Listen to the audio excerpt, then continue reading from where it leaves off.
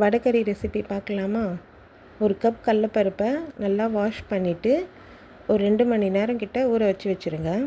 அது ஊறினதுக்கப்புறம் ஒரு மிக்ஸி ஜாரில் கடலப்பருப்பும் ஒரு ஸ்பூன் சோம்பும் போட்டு நல்லா கொரகொரப்பாக அரைச்சி எடுத்துக்கோங்க. அரைச்ச கடலப்பருப்பு கூட ஒரு பச்சை மிளகாய், கருவேப்பிலை, கொத்தமல்லி நல்லா பொடியாக நறுக்கிட்டு, வெங்காயம் நல்லா அதே மாதிரி பொடியாக நறுக்கி ஆட் பண்ணிக்கோங்க.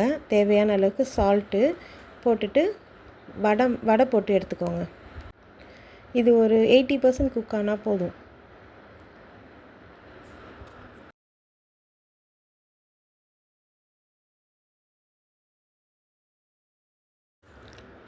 வடையை நல்லா பொரிச்சதுக்கப்புறம் அதை நல்லா உதிர்த்து எடுத்து தனியாக வச்சுக்கோங்க.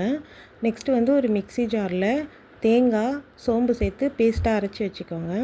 அடுத்தது ஒரு பேனில் ஆயில் ஆட் பண்ணி பிரியாணி இலை, பட்டை, வெங்காயம், கருவேப்பிலை போட்டு நல்லா ஃப்ரை பண்ணிவிட்டு இஞ்சும் பூண்டும் தட்டி போட்டுக்கோங்க.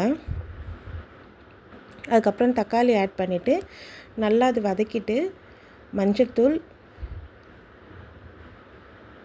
குழம்பு மிளகாய்த்தூள், உப்பு சேர்த்து நல்லா வதக்கிட்டு நம்ம அரைச்சி வச்சுருக்கோம் இல்லையா, தேங்காயும் சோம்பும் போட்டு பேஸ்ட்டு அதை ஆட் பண்ணிக்கோங்க.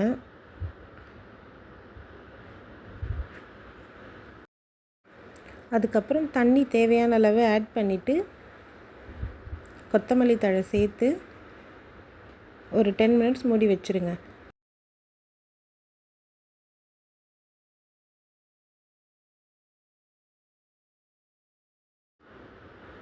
அது நல்லா கொதிச்சதுக்கப்புறம் நம்ம ஆல்ரெடி உதிர்த்து வச்சுருக்கோம் இல்லையா வடையை, அது சேர்த்துக்கோங்க.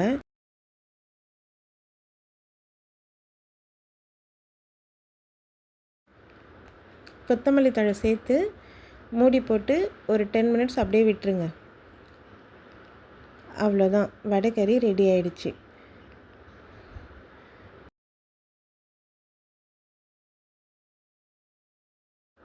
இந்த வடைக்கறி தோசைக்கு, இட்லிக்கு எல்லாத்துக்குமே நல்லாயிருக்கும்.